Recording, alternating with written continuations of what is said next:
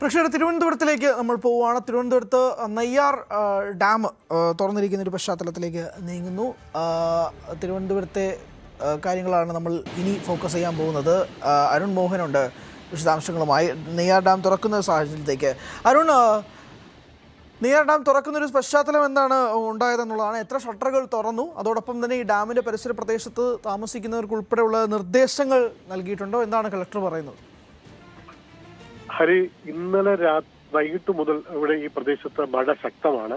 തൊടാതെ പെയ്യുന്ന ഒരു സാഹചര്യമായിരുന്നു മഴയ്ക്കുണ്ടായിരുന്നത്. ഇതിനെ തുടർന്നാണ് ഈ പറയുന്ന വൃഷ്ടി പ്രദേശങ്ങളിലൊക്കെ മഴ ശക്തമായതിനെ തുടർന്നാണ് നെയ്യാർ ഡാമിലെ ഷട്ടറുകൾ തുറന്നത്. ഇപ്പോൾ 4 ഷട്ടറുകളാണ് തുറന്നെന്നാണ് നമുക്ക് അറിയിപ്പ് നൽകിയിരിക്കുന്നത്. 20 സെന്റിമീറ്ററോളം ഉയർത്തിയിട്ടുണ്ട്. കാരണം നേരത്തെ സൂചിപ്പിച്ച പോലെ വൃഷ്ടി പ്രദേശങ്ങളിലും ഒക്കെയും മഴ ശക്തമായി പെയ്തു. അത് കഴിഞ്ഞ ദിവസങ്ങളിലും ഇവിടെ മഴയുണ്ടായിരുന്നു. പക്ഷേ ഇന്നലെ പെയ്ത വൈകിട്ട് തുടങ്ങിയ മഴ രാവിലെ വരെ പോരാതെ നിൽക്കുന്ന ഒരു സാഹചര്യം ഉണ്ടായിരുന്നു. ഇതേ തുടർന്നാണ് ഇങ്ങനൊരു നടപടി. തുടർന്ന് അധികൃതർ നെയ്യാറിന്റെ തീരത്ത്, പ്രത്യേകിച്ച് താഴ്ന്ന പ്രദേശങ്ങളിലൊക്കെ താമസിക്കുന്നതും നെയ്യാറിന്റെ തീരത്തുള്ളവർക്കൊക്കെയും ജാഗ്രതാ നിർദ്ദേശം നൽകിയിട്ടുണ്ട് എന്നുള്ളതാണ് നമുക്കിപ്പം പറയാനുള്ളത്. മാത്രമല്ല പല ഭാഗങ്ങളിലും ഇപ്പോൾ മഴ ശക്തമാണ്. നെയ്യാർ ഈ പറയുന്ന തീരദേശ മേഖലകളിലും മഴ ശക്തമാണ്. മീൻപിടുത്തക്കാർക്കും ജാഗ്രതാ നിർദ്ദേശം നൽകിയിട്ടുണ്ട്. പൊഴിയൂർ, പൂവാർ മേഖലയിലൊക്കെയും ഇപ്പോൾ ജാഗ്രതാ നിർദ്ദേശം നൽകിയിട്ടുള്ള ഒരു പശ്ചാത്തലമാണ് ഇപ്പോൾ ഉള്ളത്. ഹരി, അരുൺ, നമുക്കൊരു തിരുവനന്തപുരത്തെ സാധ്യതകൾ കൂടി ഒന്ന് വിശദമായി പറയാമെന്ന് തോന്നുന്നു. പ്രത്യേകിച്ച് സിറ്റിയിലെ സാഹചര്യം, അല്ലെങ്കിൽ ഈ മണ്ണിടിച്ചിൽ ഉണ്ടായിട്ടുണ്ടോ ഈ മലയോര മേഖലയിൽ, പ്രത്യേകിച്ച് പൊന്മുടിയിൽ ഉൾപ്പെടെയുള്ള സാഹചര്യമൊക്കെ എങ്ങനെയാണെന്നുള്ളൊരു കാര്യം കൂടി ഒന്ന് അറിയണമെന്നുണ്ട്. കാരണം പ്രത്യേകിച്ച് സിറ്റിയിൽ ഇങ്ങനെ ഒരു ഗതാഗത കുരുക്കോ അങ്ങനെയുള്ള ഒരു സാഹചര്യത്തിലേക്ക് നീങ്ങുന്നുണ്ടോ?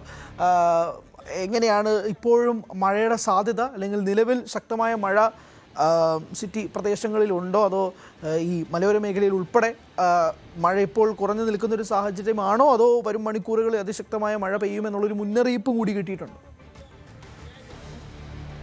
സൂചിപ്പിച്ച പോലെ മഴയ്ക്ക് നേരിയ ശമനം ഇപ്പോൾ ഉണ്ടെങ്കിലും മൂടിക്കെട്ടിയ ഒരു അന്തരീക്ഷം തന്നെയാണ് ഇപ്പോഴും. ഏത് സമയവും പെയ്യാം എന്നുള്ള ഒരു തയ്യാറെടുപ്പിൽ തന്നെയാണ് ഇപ്പോൾ അന്തരീക്ഷം നിൽക്കുന്നത് എന്ന് തന്നെയാണ് നമുക്ക് പറയാൻ കഴിയുന്നത്.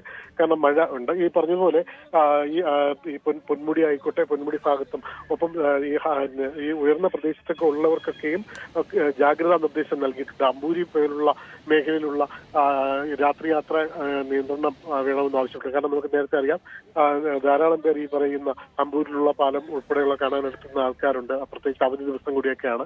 അപ്പോൾ ഈ പറയുന്ന മലയോര മേഖലയിലേക്കൊക്കെ യാത്ര ചെയ്യുന്നവർക്ക് ജാഗ്രതാ നിർദ്ദേശം പ്രാദേശിക ഭരണകൂടം ഉൾപ്പെടെ നൽകിയിട്ടുള്ള ഒരു പശ്ചാത്തലമുണ്ട്.